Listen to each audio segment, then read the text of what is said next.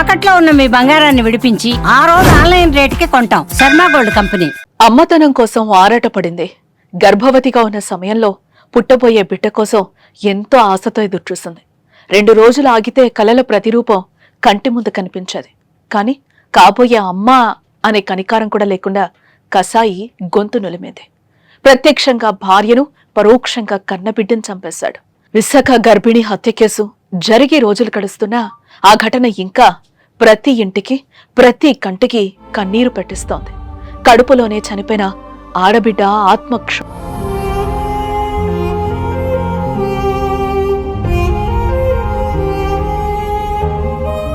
అమ్మా, నాన్నెందుకు మనల్ని చంపేశారమ్మా? నిన్ను ప్రేమించాడని చెప్పావు, ఏ కష్టం రాకుండా చూసుకుంటాడని నమ్మావు. నేను బయటకొచ్చాక నాన్న, నువ్వు ఆడుకుందాం చిట్టి తల్లి అన్నావు. కాని ఆ నాన్న చేతిలోనే మన ప్రాణాలు పోయాయి కదమ్మా. నిన్ను, కడుపులో ఉన్న నన్ను మోసం చేసిన నాన్న చంపేశాడమ్మా. అనూష కడుపులోనే చనిపోయిన ఆడబిడ్డ ఆత్మఘోష ఇది.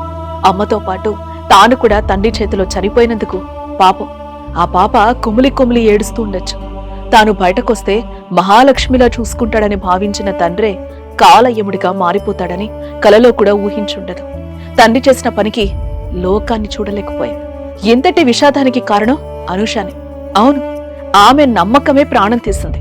జ్ఞానేశ్వర్ను అనూష గుడ్డిగా నమ్మింది. ప్రేమిస్తున్నాను, ప్రాణంగా చూసుకుంటానని చేతిలో చెయ్యేసి చెప్తే నిజమే అనుకుంది. పెళ్లి చేసుకుంటే మురిసిపోయింది. కడుపులో బిడ్డ పడితే ఆమె ముఖంలో ఆనందం వెల్లివిరిసింది. కాని ఆమెకి తెలియదు కదా, మెడల్లో 3 ముళ్ళు వేసిన వాడే గొంతు నులుముతాడని, అతడి చేతిలో కన్న కూతురుతో సహా తన ప్రాణాలు పోతాయని.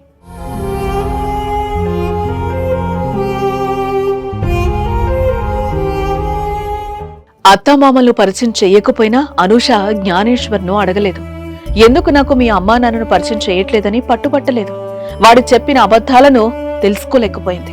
భర్త చూపెడుతున్న ప్రేమ నిజమే అని మురిసిపోయింది. కాని నమ్మిన వాడే వదిలించుకోవాలని చూస్తున్నాడంటూ పసిగట్టలేకపోయింది.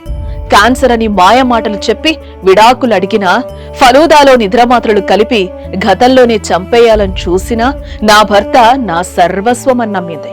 చివరికి పెళ్లైన 2 ఏళ్లకే కడుపులో బిడ్డతో పాటు అన్యాయమైపోయింది.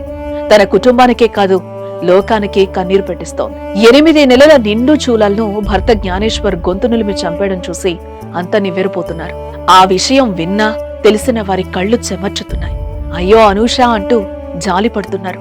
అనూష హత్యతో ఆడబిడ్డలు చాలా నేర్చుకోవాలి. ప్రేమ, దోమ అంటూ వెనక తిరిగే వారిని గుడ్డిగా నమ్మి అనూషలా మోసపోవద్దు.